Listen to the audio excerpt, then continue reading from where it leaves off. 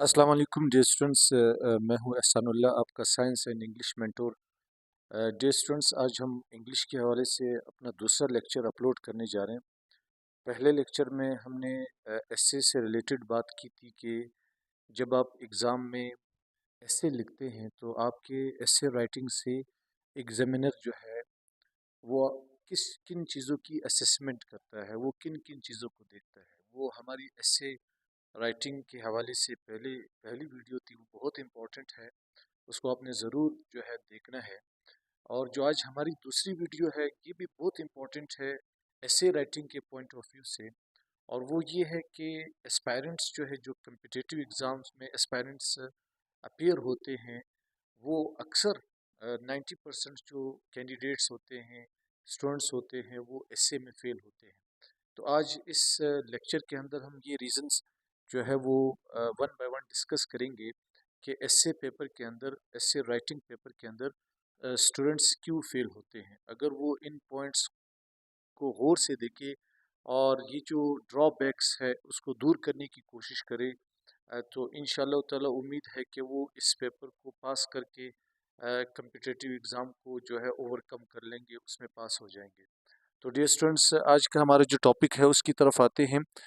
Topic का नाम जैसे शुरू में आपको बताया वो है वाई स्टूडेंट्स या एस्पायरेंट्स फेल इन एस्से, या इन एस्से राइटिंग पेपर भी आप कह सकते हैं। तो इसके तो बहुत सारे रीज़न्स हैं, और मुख्तलिफ बुक्स में जो है मुख्तलिफ रीज़न्स लिखी हुई हैं, मगर मैंने सब के ऊपर रिसर्च करके जो मेन रीज़न्स है उनको मैंने पिन पॉइंट किया है। उनको मैंने जो है वो फोकस किया है ताकि आपको अच्छी तरह जो है वो पॉइंट्स का पता चल जाए। अच्छा, सबसे पहला पॉइंट ये है, बहुत सारी रीजंस हो सकती है, जो सबसे पहला रीज़न है वो lake of understanding topic properly. यानी ये डियर स्टूडेंट्स इतना इम्पोर्टेंट पॉइंट है कि एग्जामिनर ने आपको जो भी टॉपिक दिया होता है लिखने के लिए, या आप जिस भी टॉपिक को सेलेक्ट करते हैं, ज़ाहिर सी बात है कि पेपर के अंदर आपके पास बहुत सारे ऑप्शंस है, 4-5 ऑप्शंस होते हैं, आपको 5-6 टॉपिक्स दिए होते हैं और इनमें से किसी में से आपको लिखना होता है। तो जिस भी टॉपिक को आप सेलेक्ट करते हो उस एस्से के लिए, तो आप उसको सही समझ नहीं पाते, आप इसको क्रैक नहीं कर पाते। आपका जो टॉपिक है उसमें आपसे क्या पूछा जा रहा है, किस चीज़ पे आपको जो है वो ज़्यादा फोकस करना है, किस चीज़ पे आपको ज़्यादा फोकस नहीं करना है। एस्से का जो मेन थीम है, एस्से का जो मेन टाइटल है, उसको आप समझ नहीं पाते। यानी उसको आप मिस इंटरप्रेट करते हैं, उसको आप समझ नहीं पाते।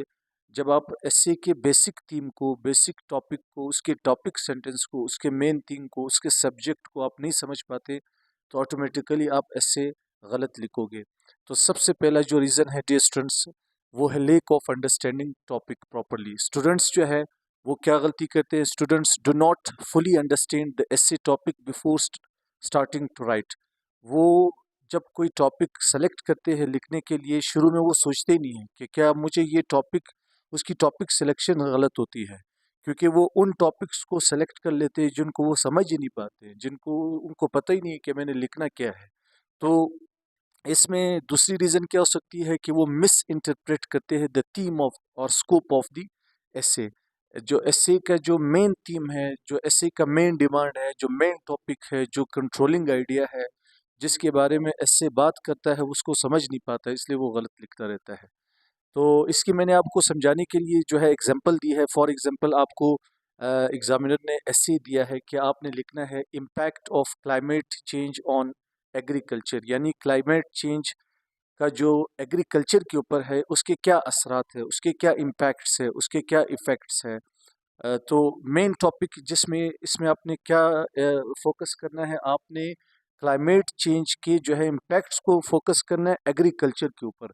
तो आपको ये टॉपिक दिया जाता है, इसमें स्टूडेंट्स क्या गलतियाँ करते हैं, students right on climate change in general without focusing specifically on effects on agriculture. तो वो स्टूडेंट्स ये समझ जाते हैं कि इसमें हमसे जो है वो क्लाइमेट चेंज की जो है जनरल इम्पैक्ट से उनके बारे में पूछा गया है, हालांकि यहाँ पर उसने आपको स्पेसिफिक किया है, वो जनरल राइटिंग करता है।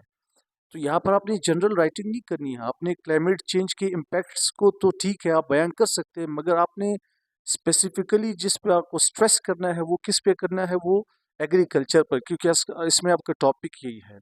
तो डियर स्टूडेंट्स, जो दूसरा रीज़न है जिस की वजह से स्टूडेंट्स जो है वो फेल होते हैं एसए के अंदर, वो भी बहुत इंपॉर्टेंट रीज़न है। वो है lack of structure and organisation. एक एसे जो है उसकी एक वो वेल स्ट्रक्चर्ड होता है। एसे का अपना एक स्ट्रक्चर होता है। जिस तरह आप इसको ये समझे कि इंसान का एक स्ट्रक्चर है, यानी इंसान का सर है, फिर जो है वो बॉडी है, और फिर जो है वो लेग्स है। तो इसी तरह एसे का भी एक स्ट्रक्चर है, और एसे के अंदर ऑर्गेनाइजेशन होती है, एक तरतीब होती है, आइडियाज़ की एक तरतीब होती है। आपको देखना पड़ता है ऐसे के अंदर कि पहला कौन सा आइडिया सबसे इम्पोर्टेंट है जिसको बयान किया जाना चाहिए, फिर उसके बाद में किस आइडिया को जो है मुझे बयान किया जाना चाहिए। या अगर आपको एस्से में पूछा गया है कि आपने कॉजेज़, इफ़ेक्ट्स और सॉल्यूशन को डिस्कस करना है, तो उसने खुद आपको तरतीब दी है कि सबसे पहले आपने कॉजेज़ बताने हैं, फिर आपने इफ़ेक्ट्स बताने हैं, फिर आपने सॉल्यूशन बताने हैं। अगर आपने इन पॉइंट्स को इंटरमिक्स कर दिया, तो इससे जो है वो रीडर जो है वो आपके पॉइंट ऑफ व्यू को समझ नहीं पाएगा, वो इससे इरिटेट होगा और आपको एस्से में फेल कर देगा। तो एस्से का स्ट्रक्चर क्या होता है कि उस एस्से के अंदर जो है सबसे पहले उसका इंट्रोडक्टरी पैराग्राफ होता है, फिर बॉडी पैराग्राफ्स होते हैं, फिर कंक्लूडिंग पैराग्राफ होता है। तो इस स्ट्रक्चर को भी आपने फॉलो करना है और ऑर्गेनाइजेशन को भी आपने फॉलो करना है।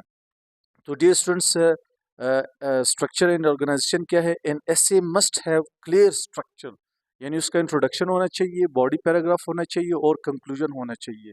इस तरतीब से आपको चलना पड़ेगा, और आपकी जो आइडियाज़ है वो वेल ऑर्गेनाइज्ड होनी चाहिए। आपको रैंडमली पॉइंट्स जो है वो डिस्कस नहीं करनी चाहिए। मतलब आप एक ही पैराग्राफ के अंदर जो है वो आप कॉजेज़ का पैराग्राफ लिख रहे हैं, उसमें आपने जो है वो सोल्यूशन जो है कोई पॉइंट बीच में डाल दिया, या आपने इफेक्ट का कोई पॉइंट डाल दिया। तो आप अगर कॉजेज लिख रहे तो आपको कॉजेज ही बयान करने पड़ेंगे, आपको रैंडमली इधर उधर की बात नहीं करनी चाहिए। आप जिस पॉइंट को लेकर चल रहे हो उसी को आप एक्सप्लेन करें। तो ये दूसरा रीज़न है जो कि इंस्ट्रूमेंटल है, जिसकी वजह से कैंडिडेट्स जो है वो एसए में अक्सर फेल हो जाते हैं। अच्छा, तीसरा पॉइंट जो है वो ये उसको डिटेल मज़ीद उसने lack of structure and organisation में उसने एग्जांपल दी है कि इंस्टेड ऑफ सेपरेटली डिस्कसिंग, अगर आपको एक टॉपिक दिया गया है अर्बनाइजेशन एंड इट्स चैलेंजेस, आपसे वो अर्बनाइजेशन का पूछ रहा है, उसके चैलेंजेस का पूछ रहा है। तो आप मतलब instead of separately discussing causes, effects and solutions of urbanisation, आपको चाहिए कि आप अर्बनाइजेशन के कॉजेज, इफेक्ट्स और जो सॉल्यूशंस है वो अलग अलग करके बयान करें। कुछ पैराग्राफ्स के अंदर आप कॉजेज को बयान करें, कुछ के अंदर आप इफेक्ट्स को बयान करें लिखे, और कुछ के अंदर आप जो है वो सॉल्यूशंस बताएं। ये ना हो कि आप एक ही पैराग्राफ के अंदर जो है वो कॉजेज भी बता रहे हैं, इफेक्ट्स भी बता रहे हैं, रैंडमली और सॉल्यूशंस भी बता रहे हैं। तो यहाँ पर इसमें आपको यही बताया कि instead of separately discussing causes, effects and solutions of urbanization and its challenges, a student might mix points together, confusing the reader या एग्जामिनर। अच्छा, तीसरा जो है वो बहुत इंपॉर्टेंट रीज़न है, वो है वीक थीसिस स्टेटमेंट। अब ये थीसिस स्टेटमेंट क्या है? इसको main statement of the essay भी कहा जाता है। इंट्रोडक्टरी पैराग्राफ को जब आप ख़त्म करते हो तो ख़त्म करने से पहले आप एक दो सेंटेंसेस ऐसे लिखते हैं जिसमें आप एग्ज़ामिनर को ये बताते हैं कि मैंने इस एसे के अंदर आगे जाकर क्या क्या लिखना है, मेरा पॉइंट ऑफ व्यू क्या है, मैं किस चीज़ पे बिलीव करता हूँ, या मैं क्या समझता हूँ, या मैं अपने इस एसे के अंदर किन किन आइडियाज़ को या किन किन पॉइंट्स को डिस्कस करने वाला हूँ। इसको कहते हैं थीसिस स्टेटमेंट।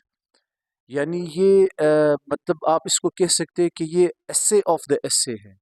यानी ये वो स्टेटमेंट है कि ये आपके पूरे एसे की एक तस्वीर है जो आपके पूरे एसे को रिफ्लेक्ट करता है। एग्जामिनर जब थीसिस स्टेटमेंट को पढ़ता है तो उसको पता चल जाता है कि ये जो कैंडिडेट है ये इन इन पॉइंट्स को जो है वो डिस्कस करने वाला है, लिखने वाला है इस एसे के अंदर। तो ये बहुत इंपॉर्टेंट है। Thesis statement is of Paramount importance while writing your introductory paragraph in essay। तो ये बहुत इंपॉर्टेंट टॉपिक है, मतलब एक पार्ट ऑफ द एसे है thesis statement, main idea. Students क्या करते हैं कि उनका जो थीसिस स्टेटमेंट है, देखो वो बहुत किसी ने बहुत बेहतर बात की है कि द बेस्ट एसे वो है which ends in the start. Best essay वो है जो शुरू में ही ख़त्म हो जाए। असल में वो शुरू में ख़त्म हो जाए का मतलब ये है कि शुरू में आपने इतना अच्छा थीसिस स्टेटमेंट लिखा है कि एग्जामिनर को एक सामने एक क्लियर कट पिक्चर आ गई है कि ये कैंडिडेट इन इन आइडियाज़ को डिस्कस करने वाला है। वो इससे आपको असेस कर सकता है कि क्या वो टॉपिक को अच्छी तरह ग्रैस्प कर चुका है, उसको कंप्रिहेंड कर चुका है, उसको अंडरस्टैंड कर चुका है। तो थीसिस स्टेटमेंट जो है वो अगर वीक होगा तो एग्जामिनर ऑटोमेटिकली आपको फेल कर देगा। A strong main idea, thesis statement एक मेन आइडिया को कहते हैं, ये रिफ्लेक्ट करता है आपकी कंप्लीट एसे को, इट रिफ्लेक्ट्स द कंप्लीट एसे। और अगर आपका जो थीसिस स्टेटमेंट वेग्यू होगा या अनक्लियर होगा, वेग्ययू और अनक्लियर थीसिस मेक्स एसे लूज फोकस, वो आपके एसे के इंप्रेशन को ख़राब कर देगा और एग्जामिनर आपको फेल कर देगा। फॉर इंस्टेंस आपको कहा गया है कि इम्पोर्टेंस ऑफ एजुकेशन के ऊपर आपने कोई ऐसे लिखना है, तो आप अगर उससे थीसिस स्टेटमेंट ये लिखेंगे कि एजुकेशन इज़ इम्पॉर्टेंट, ये एक बहुत जो है वो वीक थीसिस स्टेटमेंट है। उसने इसमें आपने एग्जामिनर को कुछ नहीं बताया है कि ये क्यों इम्पोर्टेंट है, ना कोई आपने हाईलाइट किए पॉइंट्स को जिसको आप आगे जाकर लिखने वाले हैं। इस पॉइंट को अगर आप इस तरह लिखेंगे कि a clear thesis would be, इस टॉपिक है के हवाले से क्लियर थीसिस स्टेटमेंट ये होगा कि education drives economic growth by improving skills, productivity and innovation. यानी जब आप एजुकेशन इसलिए इम्पोर्टेंट है क्योंकि उससे इकोनॉमिक ग्रोथ होती है, उससे स्किल्स के अंदर इम्प्रूवमेंट आती है और प्रोडक्टिविटी पैदा होती है और इनोवेशन यानी नए नए उसके अंदर डिस्कवरीज आती है, आइडियाज़ आती है। तो ये बहुत इंपॉर्टेंट है। नंबर 4 पर है dear students, lack of enough knowledge. यानी जिस टॉपिक को आपने सेलेक्ट किया है उसको सेलेक्ट करने से पहले आपको अच्छी तरह सोचना चाहिए, देखना चाहिए कि क्या आपके पास उस टॉपिक से रिलेटेड कोई नॉलेज है, क्या आपके पास उससे रिलेटेड कोई डेटा है जो कि वैलिड डेटा हो, या उससे रिलेटेड कोई आपके पास आइडियाज़ है जो कि लॉजिकल आइडियाज़ हो, जिसको आप अच्छी तरह इंटरप्रेट कर सकते हैं। तो आप अगर आपके पास किसी भी टॉपिक को जो आपने सेलेक्ट किया है इनफ नॉलेज नहीं हो, तो ऑटोमेटिकली आप उसको गलत लिखोगे, एग्जामिनर आपको फेल कर देगा। नेक्स्ट पॉइंट जो है वो poor grammar and spelling mistakes, ये बहुत इंपॉर्टेंट पॉइंट है। इससे जो एक कैंडिडेट कम्पिटिटिव एग्ज़ाम में बैठा हुआ है, इससे इसका इम्प्रेशन बहुत ख़राब होता है एग्ज़ामिनर के सामने। यानी एग्ज़ामिनर ये एक्सपेक्ट करता है कि candidate who is the futures CSP officer या फ्यूचर्स ऑफिसर जो है, वो फ्यूचर में एक ऑफिसर बनने जा रहा है, कि क्या वो ये छोटी-छोटी मिस्टेक्स भी कर सकता है? यानी वो आपसे एक्सपेक्ट ही नहीं कर सकता कि आप छोटे-छोटे जो है ग्रामर के मिस्टेक्स कर रहे हो और आप स्पेलिंग मिस्टेक्स कर रहे, या आप टाइम एंड अगेन जो है वो सिंपल वर्ड्स जो है, simple words time and again आप यूज़ कर रहे हैं, उसकी रिडंडेंसी कर रहे हैं। तो पुअर ग्रामर स्पेलिंग मिस्टेक्स भी एक रीज़न है। इसमें आप सिंपल वोकैबुलरी यूज़ कर रहे हैं, ऑकवर्ड सेंटेंसेस यूज़ कर रहे हैं, ग्रामेटिकल मिस्टेक्स कर रहे हैं। फॉर इंस्टेंस आप लिख रहे हैं ही गो टू स्कूल, तो ये बेसिक एक गलती है, आपको लिखना चाहिए ही गोज टू स्कूल। और इसके अलावा ओवर यूजिंग बेसिक वर्ड्स, बार बार आप बेसिक वर्ड्स जो है, for instance good and bad जो है वो एक बेसिक वर्ड्स है, ये बार बार आप जो है उसकी रिडंडेंसी करें, आप उसको बार बार यूज़ कर रहे हैं, तो इसको अवॉइड करना चाहिए। और नंबर 6 पर है लेक ऑफ क्रिटिकल थिंकिंग और एनालिसिस। डियर स्टूडेंट्स, इसको मैंने डिटेल में पहले टॉपिक में डिस्कस किया है कि क्रिटिकल थिंकिंग का मतलब ये है कि किसी चीज़ के बारे में जो आप सोचते हो वो सबसे हट कर हो, उसके अंदर नए नए आइडियाज़ हो, वो हर एंगल से आप उसके बारे में जानते हो, हर एंगल से आप उसको डिस्कस करते हो। तो क्रिटिकल थिंकिंग होनी चाहिए। जब आपके पास क्रिटिकल थिंकिंग होगी तो आप उसको अच्छी तरह जो है वो कम्युनिकेट कर पाएंगे थ्रू योर राइटिंग, और जिससे आपका अच्छा अच्छा इंप्रेशन पड़ेगा। तो क्रिटिकल थिंकिंग जो है ये इसकी कमी होती है, इस वजह से वो फेल हो जाता है। और वो जो है वो कैंडिडेट नॉट फॉलोइंग इंस्ट्रक्शंस, जो आपको इंस्ट्रक्शंस दिए गए हैं, फॉर इंस्टेंस आपको कहा जाता है कि आपने 250 वर्ड्स के एसे को लिखना है, या आपको कहा जाता है कि 2500 वर्ड्स की एसे आपने लिखनी है, तो आपने क्या करना है कि आपने जो वर्ड काउंट है, जितना आपको कहा गया है, एटलीस्ट उसको आप कंप्लीट करें। जितने जो इंस्ट्रक्शंस आपको दिए गए, अगर आपको कहा गया है कि आपने 2500 वर्ड्स लिखने हैं, तो आपने 2500 वर्ड्स को कंप्लीट करना है। अगर कहा जाता है कि आपको जो है वो 1500 वर्ड्स लिखने हैं, तो आपने उसको फॉलो करना है। ये कम ज़्यादा हो सकता है, मगर अगर बहुत ज़्यादा गैप हो, बहुत ज़्यादा कम या बहुत ज़्यादा हो जाए अपनी जो है वो रिक्वायर्ड लिमिट से, तो ये इससे जो है आपको एग्जामिनर फेल कर सकता है और आपका इंप्रेशन ख़राब हो सकता है। अच्छा, इसके अलावा जो है poor time management, number 8 point है पुअर टाइम मैनेजमेंट। यानी वो ऐसे लिख रहा होता है, उसको पता है कि मेरे पास 3 घंटे हैं। अब ये जो 3 आवर्स है उसको उसने सही तरह मैनेज नहीं किया, उसने पहले से ब्रेनस्टॉर्म नहीं किया है, पहले से उसने ये सोचा नहीं है कि मैंने जो है कितने टाइम में इंट्रोडक्टिव पैराग्राफ लिखना है और कितने टाइम में मैंने बॉडी पैराग्राफ्स लिखने हैं और कितने टाइम में मैंने जो है वो कंक्लूजन लिखनी है। बाज़ औक़ात ऐसा होता हो जाता है कि कैंडिडेट्स जब टाइम मैनेजमेंट नहीं सही करते तो कंक्लूडिंग पैराग्राफ रह जाता है, या वो कंक्लूडिंग पैराग्राफ जो है वो जल्दी जल्दी लिखते हैं।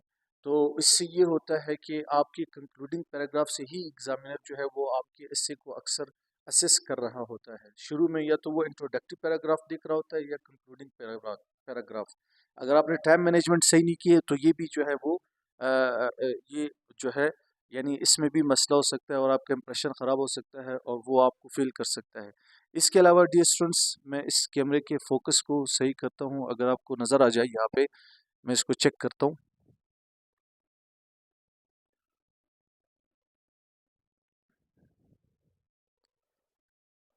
अच्छा डियर स्टूडेंट्स, ये सेकंड लास्ट पॉइंट है नंबर 9, कॉपिंग और मेमोराइजिंग कंटेंट, यानी इसको जिसको प्लेजरिज्म भी कहते हैं। कैंडिडेट्स क्या करते हैं कि कुछ सेंटेंसेस है, कुछ स्ट्रक्चर्स है, उसका रटा लगाते हैं और फिर जाकर उसी को जो है वो पेपर के अंदर लिख आते हैं। तो डियर स्टूडेंट्स, वो जो एग्ज़ामिनर है उसका बहुत ज़्यादा एक्सपीरियंस होता है, वो मतलब उसका पेपर्स चेकिंग में एक्सपीरियंस होता है, वो खुद अपने आप में एक बहुत बड़ी पर्सनैलिटी होती है जिसके पास उस सब्जेक्ट से रिलेटेड बहुत ज़्यादा नॉलेज होता है। अगर आप जो है कोई प्लेजरिज्म करेंगे, कोई कॉपीज़ पेस्ट जिसको कहते हैं, कुछ सेंटेंसेस आपने याद किए और जाकर उसको आप लिख लेंगे, तो ये भी जो है एग्ज़ामिनर के सामने आपके इंप्रेशन को ख़राब कर सकता है और एग्ज़ामिनर आपको फेल कर सकता है। और इसमें लास्ट पॉइंट है जो जिसको कहते हैं last but not the least, वो सबसे इम्पोर्टेंट पॉइंट है, not practising enough and getting feedback. Writing देखो डियर कैंडिडेट्स, ये जो एस्से है ये एक राइटिंग प्रैक्टिस जो है एक राइटिंग प्रैक्टिस का गेम है। अगर आपने राइटिंग प्रैक्टिस की है, the more you practice the more you become perfect. जितनी आप राइटिंग प्रैक्टिस करेंगे और राइटिंग टाइम एंड अगेन करेंगे, टाइम एंड अगेन इसकी फीडबैक किसी टीचर से करवाएंगे या किसी एक्सपर्ट से इसको चेक करवाएंगे, तो आपके अंदर खुद ब खुद जो है इम्प्रूवमेंट आती रहेगी। अगर आपने एग्ज़ाम में रैंडमली बैठ गए और आप कहते हैं कि मैं बहुत अच्छी तरह से के बारे में जानता हूँ, मगर आपने प्रैक्टिस नहीं की है, देन सॉरी टू से जो है आप जो है वो गलत जा रहे हैं। तो ऐसे is a game of practice, आपने प्रैक्टिस करनी है, आपने इसको अपने काम को इवेलुएट करवाना है, एक एक्सपर्ट से आपने चेक करवाना है और फीडबैक लेना है, और जो आपको उसमें गलतियाँ बताई जाए, जो शॉर्ट कमिंग्स बताई जाए, उसको आपको ओवरकम करने चाहिए। आई होप कि आपको आज का लेक्चर समझ आ गया होगा। If you have any question ask me in the comments box, और चैनल को लाइक कीजिएगा, सब्सक्राइब कीजिएगा और दूसरे के साथ शेयर कीजिएगा ताकि दूसरे भी इससे फ़ायदा उठा सके और हमारी भी अप्रिसिएशन हो। नेक्स्ट वीडियो में इंशाल्लाह हम प्रॉपरली जो है वो एस्से का मतलब वो स्टार्ट करने जा रहे हैं लेक्चर के, व्हाट इज़ एस्से, एस्से के अंदर जितनी भी चीज़ें हैं उसका जो स्ट्रक्चर है वो सब हम आपके साथ डिस्कस करेंगे। अपना ख्याल रखिएगा, आसपास के लोगों का बहुत ख्याल रखिएगा। अल्लाह हाफिज़।